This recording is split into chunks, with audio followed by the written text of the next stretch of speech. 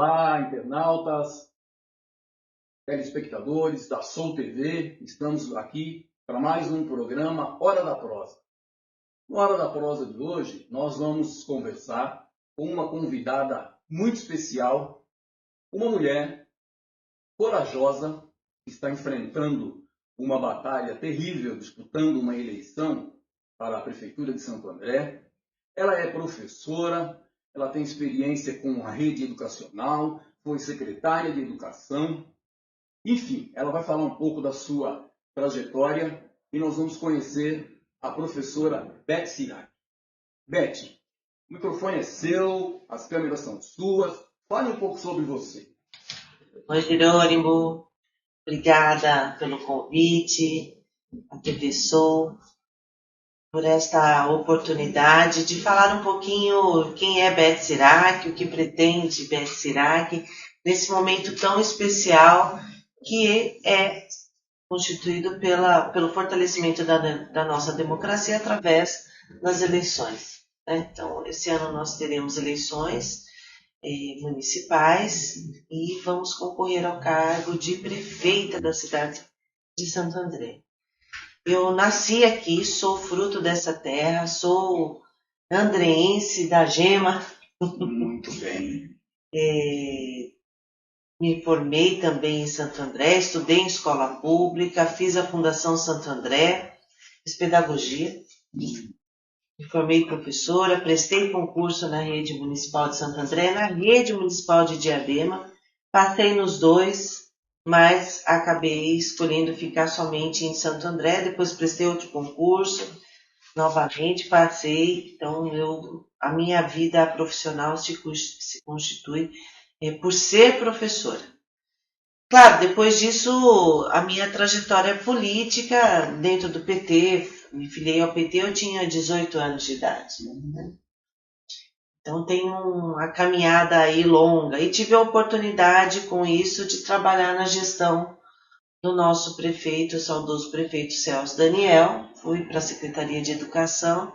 Lá eu coordenei vários projetos envolvendo aí a formação de professores, projetos especiais como Pela Vida Não à Violência. Foi um projeto muito importante que nós desenvolvemos na Secretaria de Educação, na construção e no desenvolvimento do trabalho das creches, da rede cultural, mas fundamentalmente também de outros projetos que são muito conhecidos na nossa cidade, como, por exemplo, o CESAS. O CESAS nós que criamos, foi sobre a minha coordenação que nós instituímos aqui na cidade de Santo André esse equipamento tão importante, não só para os alunos, mas para toda a comunidade do entorno das escolas. A gente sabe que a participação da família neste ambiente escolar é fundamental para a melhoria da qualidade da educação também. Trabalhamos muito com formação e valorização de todos os profissionais que atuaram na nossa rede. Instituímos a política de educação inclusiva em 97, quando o Celso retomou o governo. Nós instituímos essa política com a finalidade de abarcar as crianças com algum tipo de patologia na sala convencional, acabando com a discriminação, com o gueto, com o afastamento das crianças com algum tipo de deficiência. Então, isso também foi algo muito marcante dentro da Secretaria de Educação, no que diz respeito à nossa política. Foram muitos projetos. Depois, mais para frente, nós criamos o Sabina, também participei dessa construção, o Planetário, que é algo tão importante para a educação, para a cidade, foi projeto nosso em nossos governos. Nós tivemos a oportunidade, ao longo do nosso legado, apresentar projetos, ações, programas que até hoje existem, porque deixaram de ser um projeto de um determinado governo, mas passaram a se constituir como um projeto de Estado. Veio e ficou. Então, isso nos deu muito orgulho, Jerônimo. Mesmo você também viveu essa experiência dentro do nosso governo, na Secretaria de Educação ainda, o Programa de Educação do Trabalhador. Sabe que isso foi algo inovador na política educacional da nossa cidade, oferecendo o supletivo, oferecendo aumento de escolaridade com curso profissionalizante, que era para a pessoa ter essas duas formações, ascender ao mercado de trabalho para ter qualidade de vida. Né? É isso que a gente defende. Dignidade está atrelado também com a sua capacidade de se manter e se manter através de um emprego de qualidade. E a educação tem um papel fundamental nessa história.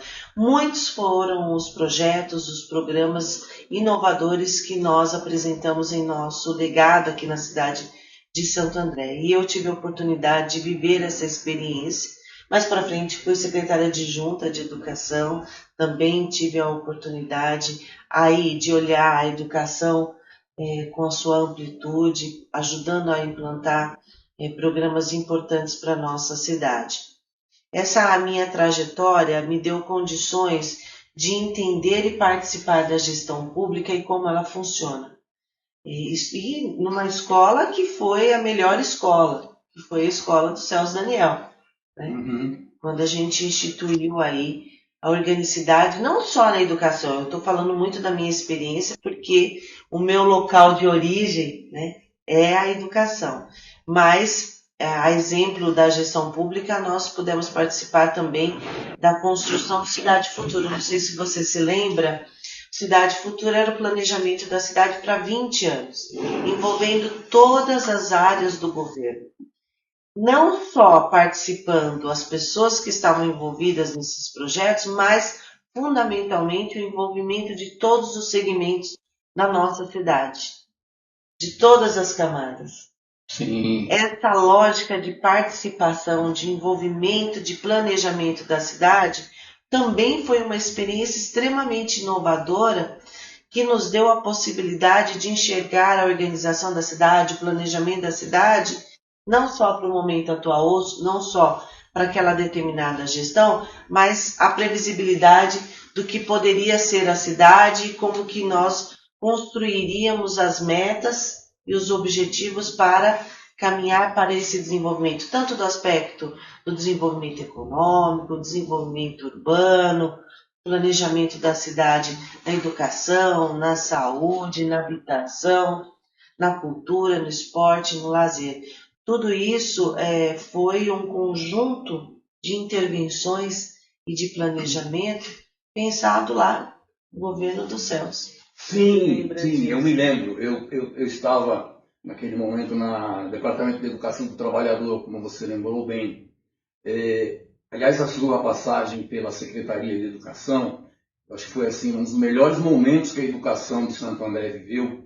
Eu me lembro que teve uma série de publicações que foram feitas com a experiência daquele momento na educação. Foi o primeiro momento em que se falou em educação inclusiva na cidade de Santo André. Tinha uma revista, inclusive, chamada era Inclusão e Permanência, né? Um caderno de educação de jovens e adultos, um caderno de formação profissional, enfim, foi um momento fantástico. Mas agora, Beto, você, exatamente por ter tido essa trajetória rica no serviço público, eu me lembro que você também teve uma passagem pela Câmara Municipal, né? Você foi vereadora na cidade e teve a oportunidade de conhecer muitos problemas para além da educação. Né? E hoje você, como candidata, eu tenho acompanhado e tenho feito parte da sua campanha na medida do possível e vejo que você tem andado pela cidade toda. Então nós tínhamos, na época, no último governo do Celso Daniel, um planejamento de cidade para 20 anos. Passaram-se esses 20 anos. E hoje você tem andado pela cidade e visto uma série de coisas. Como é que você vê a cidade hoje? Houve uma mudança de governo, né? Já há 8 anos, vai completar 8 anos, e a cidade hoje está numa situação muito diferente daquilo que se planejou na época do Celso Daniel. Como é que você tem visto a cidade hoje? A coisa está boa? Como é que está? Nós lançamos na nossa pré-campanha um slogan chamado Escutar e Construir.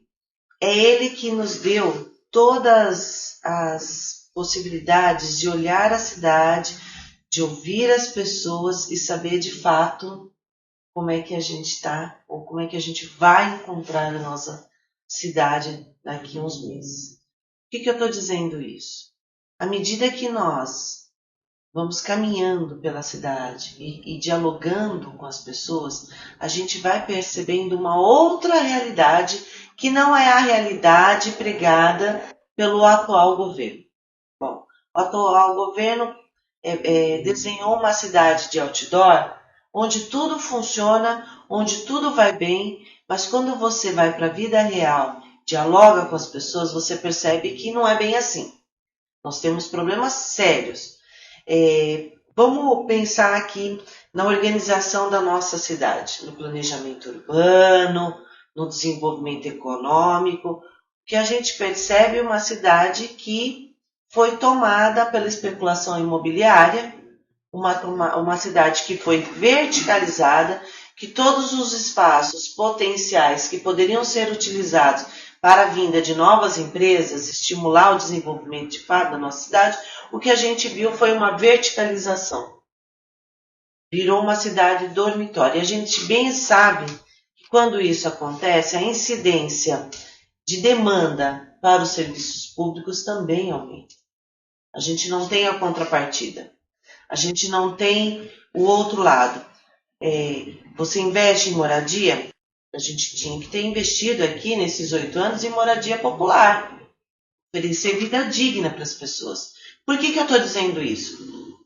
Ainda que se fale que Santo André é uma cidade desenvolvida, uma cidade desorganizada, nós temos muita gente que ainda vive em situação de precariedade, de moradia, de saneamento, de educação, de alimentação, que vive em situação de insegurança alimentar.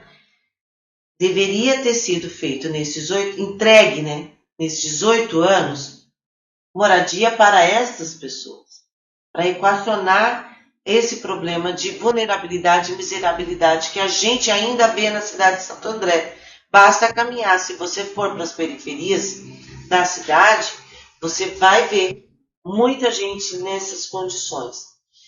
Então, não foi feito esse trabalho. A gente sabe que para investir em educação, saúde e tudo mais, você precisa ter uma cidade economicamente resolvida. E o que nós vamos receber de herança deste governo é uma cidade extremamente endividada. Nestes 8 anos, o prefeito atual contraiu dívida atrás de dívida. E nós vamos ter que resolver essa situação. Então, precisamos colocar em ordem, vamos ter que colocar em ordem as finanças da nossa cidade. Nós temos um problema aí, como eu já falei, da falta de investimento em desenvolvimento econômico, nós temos problemas com finanças, estamos tendo problema com habitação popular, não foi entregue uma casinha neste governo. E vou dizer mais, viu? O governo Lula mandou recurso agora, o governo chegou e já mandou recurso para a cidade de Santo André para a construção de novas moradias. Então, ou seja, de agora em diante não tem desculpa de não fazer moradia popular porque o governo federal mandou recurso para a cidade de Santo André. Está enviando recurso para a cidade de Santo André.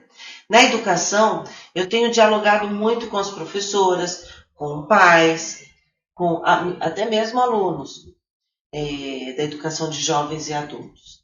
E o que eu tenho ouvido assim, é muito triste, porque nós que criamos a política de educação inclusiva na cidade, hoje ao dialogar com mães atípicas, com mães de crianças que têm algum tipo de patologia, o que a gente vê é um desmonte desse serviço, é um desmonte desta política. Profissionais pouco valorizados, com situação de estresse, com pouca formação de qualidade. Então, tudo aquilo que a gente sempre primou nos nossos governos, hoje a gente vê ruir na atual gestão. A saúde, a mesma coisa. As pessoas faz até o primeiro atendimento. A gente consegue fazer até o exame, mas na hora de fazer o tratamento não consegue acesso. Isso é todo dia, gente. Todo dia eu vou para a rua, todo dia eu escuto a mesma coisa. E o meu marido está com um tumor, ontem mesmo, uma senhora falou para mim, o marido descobriu um tumor no joelho em janeiro, não consegue fazer a cirurgia. Vem outra pessoa e fala, olha, meu marido está com algum problema, seja qual for, enfim, a patologia, a doença, não consegue acesso ao tratamento, não consegue, tem dificuldade de continuidade. Isso é algo que a gente vai precisar cuidar muito seriamente. A reorganização do sistema de saúde aqui da cidade de Santo André. Os CAPs, mesma coisa. Os CAPs foram desmontados. Não existe uma política forte de atuação para o CAPs. E a gente também encontra, você vai na periferia, tem muita mãe que vem falar, meu filho tem problema crônico, tem depressão, ou é dependente químico, que precisa desse apoio do serviço público, porque não tem condição de recorrer a um convênio, a um sistema particular. Depende exclusivamente do serviço público e não tem este apoio. Então, são muitas as questões que precisam ser reorganizadas no nosso governo. Outra demanda muito grande é a questão da segurança. Santo André tem dobrado seus índices aí de violência na cidade. Ou é roubo, ou é assalto de carro, de moto, de celular. Ao sair de casa a gente não sabe se a gente vai voltar bem ou não, se vai voltar com o carro ou não, se vai voltar com o celular ou não, porque a incidência, os índices são muito altos. Então é algo que também a gente vai precisar cuidar com muito zelo, com muita eficácia, com pulso firme, para tratar dessas questões, investindo na nossa guarda municipal, tanto em equipamento, tanto em concurso, como formação também. Acho que todos os nossos profissionais precisam ter uma requalificação. Vamos ter que fazer gestão, as forças de segurança, polícia militar, melhorar o vídeo monitoramento da nossa cidade, fazer uma política integrada ao governo do estado e ao Ministério da Justiça, intensificar a Ronda Maria, a Patrulha Maria da Penha, porque a gente ainda tem incidências elevadas de violência contra a mulher em nossa cidade, intensificar as rondas escolares, porque a gente sabe que tem abordagens indevidas nas frentes da escola, então é importante que os nossos alunos, que as nossas famílias possam adentrar a escola, sair da escola, voltar para casa sem nenhum tipo de abordagem violenta ou algum tipo de incidência. Por isso, intensificar as nossas rondas escolares. Então, existe vários tipos de problema para cada uma dessas áreas que eu coloquei, inclusive na cultura. Que investimento a gente teve na cultura? Você sabe disso. Você é dessa área. Nós também tivemos um desmonte da política cultural da nossa cidade. Nós vamos ter que reorganizar, trazer programas novos, criar os nossos pontos de cultura, fortalecer as nossas escolas livres de teatro, dança, música, cinema, enfim. Nós temos que criar projetos e você, que é uma das pessoas que mais incentiva a leitura, a produção cultural, né? Os nossos poetas para ter espaço de lançar seus livros. Você é um incentivador. Você sabe que a gente não tem isso na cidade. Nós vamos ter que ter. Não é possível ter uma cidade que tenha os níveis elevados de desenvolvimento humano se não investir em leitura, se não investir em cultura, se não investir em formação. Como é que é isso? Como é que a gente estabelece relações em níveis elevados de conscientização, de conhecimento, se a gente não investe nessas áreas? Se a gente não valoriza os nossos escritores, os nossos poetas, se a gente não incentiva a nossa garotada, as nossas crianças a consumir, a ler, a ter conhecimento, se aprofundar. Não é possível você ir bem numa universidade pública se a gente não estimula, inclusive, as nossas crianças aos clássicos. Sim, sem Não dúvida. é isso? Isso é importantíssimo. Então, acho que tem bastante coisa aí para fazer. Muita coisa não funcionou, muita coisa comercial, mas muito pouco, muita pouca produção cultural, de fato, de qualidade, que estimule o desenvolvimento integral das nossas crianças, dos nossos jovens. Tem bastante coisa para fazer, Jerônimo. Sem dúvida. Há uma semana, Beth, eu tive uma discussão com uma pessoa da minha família que dizia que ela frequenta um CESA da Vila Humaitá. Faz parte de um grupo de teatro, pessoal de terceira idade e tal. E alguém, um desses candidatos que estão concorrendo com você, passou por lá e disse a eles e a elas que você não pode ganhar a eleição para a Prefeitura de Santo André, porque se você for eleita prefeita, você vai acabar com o CESA.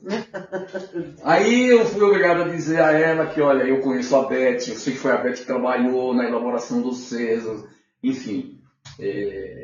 Tive que explicar tudo isso que você acabou de falar sobre a sua passagem lá pela secretaria, professor. Mas assim, isso porque a gente está vivendo um momento de campanha muito desleal, né? É uma campanha eleitoral baseada em fake news, todo mundo divulga o que quer, todo mundo fala o que quer e a coisa fica extremamente complicada. Mas agora, Beth, eu gostaria, todo mundo que vem aqui no Hora da Prosa, eu peço para que deixe alguma mensagem para os nossos internautas, para os nossos telespectadores, e eu gostaria que você, então, aproveitasse espaço para deixar aqui a sua mensagem para o nosso público. Vamos lá, obrigada. Em primeiro lugar, Jerônimo, obrigada pela oportunidade de fala nesse espaço que você tem de diálogo com as pessoas e dizer o seguinte, primeiro de tudo que eu sou uma educadora, né? Primeiro de tudo, sou uma educadora. E quem é educador ou educadora de verdade sempre vai defender a educação. Esta sempre foi a minha trajetória de vida, minha trajetória profissional, minha trajetória política. Quem criou o CESAS fui eu. Ele teve a cara de pau, o prefeito atual, de tirar o emblema CESAS e colocar escola aberta. Escola aberta, prefeito, é o conceito que nós utilizamos para criar o CESAS, cujo um dos autores que trata desse assunto é Anísio Teixeira, fruto, inclusive, da minha tese de dissertação no meu mestrado. Então, assim, né? Eu sei muito bem que para trocar plaquinha, colocar a plaquinha lá do nome de quem é o prefeito, ele trocou, mas quem fez fomos nós. Começamos no governo do Celso e terminamos no governo do João Avamileno. No nosso programa de governo, nós estamos colocando lá a ampliação dos CESAS, porque eu sei da importância que os CESAS têm na vida da escola e na vida da comunidade. Quero deixar também uma outra mensagem para vocês. Mais de 471 anos tem a nossa cidade. Nós nunca tivemos uma mulher prefeita. E a gente sabe que para fortalecer a democracia, para que todos os segmentos sejam de fato representados nesse espaço da política, é importante ter também uma mulher governando as nossas cidades, em especial a cidade de Santo André, que nunca teve uma prefeita. E uma prefeita que, na sua trajetória política, reuniu condições para hoje disputar este cargo tão importante numa cidade que é o cargo para prefeita de uma cidade. Falo prefeita porque eu sou prefeita e estou trabalhando para ser de fato. Então, dizer a vocês que eu já fui da gestão, já fui do executivo, já fui do legislativo, já fui vereadora por 2 mandatos, trabalhei no governo federal, governo Lula. Sou professora, esta minha trajetória me permitiu reunir condições e experiência para entender como é que funciona a máquina pública. Além disso, todo o meu comprometimento com a nossa cidade e com o nosso povo. que a gente sabe muito bem, e como diz o nosso presidente Lula, para fazer justiça social, precisa colocar o povo no orçamento. E o nosso povo da cidade de Santo André está carecendo muito do atendimento mais sério, mais comprometido com as pessoas que utilizam os serviços públicos. Esse é o meu compromisso. Esse é o compromisso com a minha cidade.